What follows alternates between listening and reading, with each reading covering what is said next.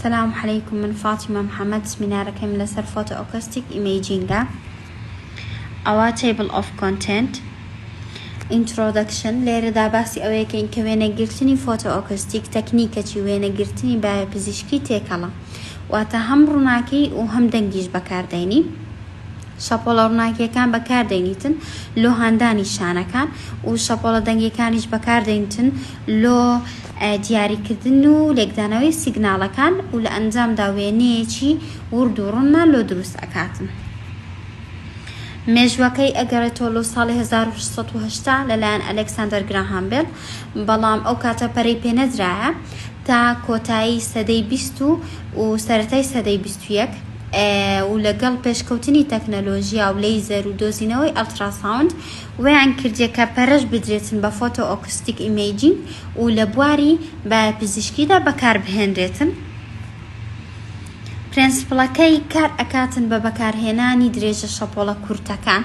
کە لە لەیزەرەکەوە دەرئەچن، پاشان ئاراستەی شانەکان ئەکرێ. لۆ نمونەمە شانەکانی خوێنمان هەیە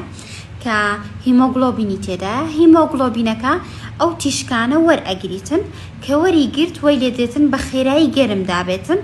کە گەرم داهات ئەو گەرم خێرا گەرم بوونەی وەی لێ ئەکاتن کە شانەکان فراوان ببن و شەپۆڵی پەستانی بچووک دروست بکەن. پاشان ئەو شەپۆڵە پەستانە بچووکانە لەلایەن سۆنەرەکەوە هەڵ ئەمژرێن و لێکدانەوەیان لۆ ئەکرێت ئەو سیگناڵانە و بەکاری ئەهێنێت لۆ دروستکردنی وێنەکە، واتە ئەو وێنەیە دروست ئەبێت تێکەڵەکە لە شەپۆڵی دەنگی و هەروەها شەپۆڵی ڕووناکی. و باسی پێکهاتەکانی بکەین. پێکهاتیە لە لەیزەر کە ڕووناکی شەپۆڵی کورد دەرئەدات لۆ ڕووناکردنەوەی شانەکان، و سیستەمی بیناییمان هەیە کە تیشکی لەیزەر دەگەێنێتە شانەکە و فۆکسیان دەکاتن. ئەلتراساوند ترانسدیوسەرمان هەیە کە ئەویش سیگناڵەکان دەستنیشان دەکات کە دروست بووینە،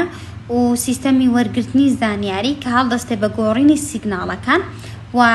ئیمەیج ریکۆنسترەکشنمان هەیە کە وێنەکە دروست دەکات لەسەر بنەمای ئەو زانیارانەی کە لەلایەن گۆڕینی سیگناڵەکە کۆکراونەتەوە. جۆرەکانی optical resolution photo acoustic microscope هەیە کە ئەوە فریکوێنسیە بەرزەکان بەکاردێنیتن لۆ دروستکردنی وێنە کە وێنەکانی وردن و لە ئاستی خانەین، و acoustic resolution photo acoustic microscope مان هەیە کە ئەو جۆرەیان شەپۆڵی فریکوێنسی نزم بەکاردێنیتن و دەچێتە قوڵایی، بەڵام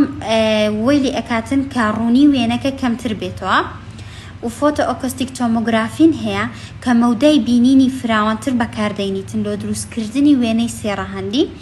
و لۆ شوێنە و ناوچە گەورەکان بەکاردێنێتن کە زۆر جار بۆ وێنەگرتنی تەواوی دەستە بەکاردێت. و ئەندۆسکۆپی فۆتۆ ئەکۆستیکن هەیە کە ئەوەیان هەم ئەندۆسکۆپ و هەم فۆتۆ ئۆکۆستیک تێکەڵ ئەکاتن لۆ وێنەگرتنی ئەندامەکانی ناوەوە. ئەپلیکیشنەکانمان هەیە لۆ مێدیکال ئیمەیجینگ بەکاردێواتە لە وێنەگرتنی پزیشکی کە لە دیاریکردنی شێرپەنجە، وێنەگرتنی دڵ و خوێنبەرەکان، وێنەگرتنی مێشک، و هەروەها لە توێژینەوەی کلینیکی بەکاردێتن لۆ نمونە لۆ وێنەگرتنی ئاژەڵە بچووکەکان، و لە بەکارهێنانی پیشەسازی کە لە تاقیکردنەوە و هەڵسەنگاندن بەبێ ئەوەی مەوادەکان تێک بداتن، و لە چاودێریکردنی ژینگەش بەکاردێ لۆ نمونە هەڵسەنگاندنی کوالێتی ئاو. سوودەکانی های ریسۆلوشنە، واتە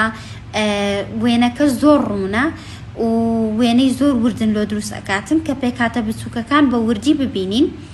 و دیپ پێنەتریشنە، واتە ئەچێتە قوڵایی و لۆ وێنەگرتنی ئەو ئەندامانەی کە زۆر لە ژێڕووی پێزدان و لە ناوەی جەستەدان،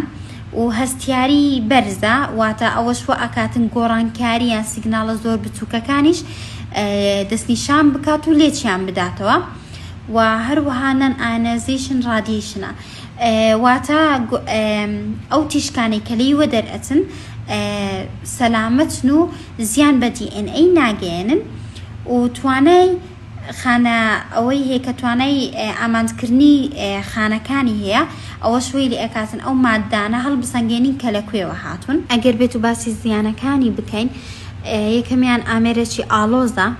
کە بەکارهێنان و پاراستنی قورسترە و خێرای وێنەگرتنەکەی کەماواتە ئامێرێکی خاوە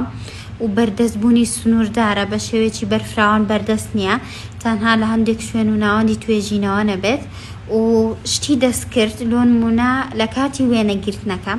لەوانەیە هەندێک شێواندن و هەڵا لەسەر وێنەکە هەبن کە لێکدانەوەی ئەنجامەکان قورستر بکات و تێچوون لەبەر ئەوەی کە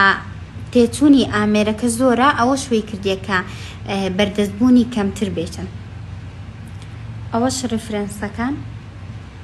زۆر سوپاس.